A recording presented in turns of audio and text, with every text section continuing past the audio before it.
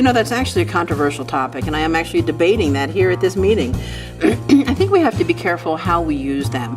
Patients can often feel like that is a punitive effort, and I do actually support the use of agreements. I don't like the word contract. Contract sounds like if you violate the contract, we're going to take you out back and beat you up a little bit. But an agreement just establishes the rules of play. This is what I will do for you, this is what you will bring to the arrangement, and it just kind of spells out, what our relationship will be. So I do favor them, but I do think we have to be careful not to call them contracts and not to put them in a light where the patient feels like the punishments are in store for them.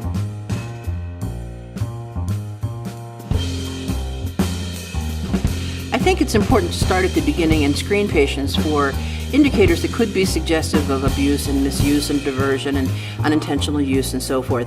I think patient education is key. I spend a lot of time educating my patients about the appropriate storage of their medications.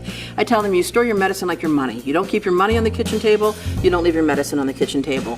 If we look at unintentional death from opioids, it's mostly where people have obtained these products from a family member or a friend. So if you store them appropriately, that's certainly a good step forward. Don't take all of your medication out with you when you're going out for the day. Just take what you need for the day with you. So some common sense things like that.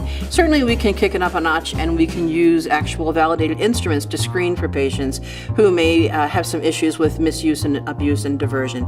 It is an important tool to use the opioid agreements, I think, to line out the rules of play.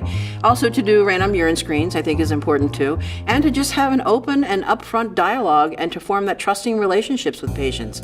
I think, that's probably the number one step right there, is forming the trusting relationship, offering hope to the chronic pain patient, but clearly delineating, these are the rules of play.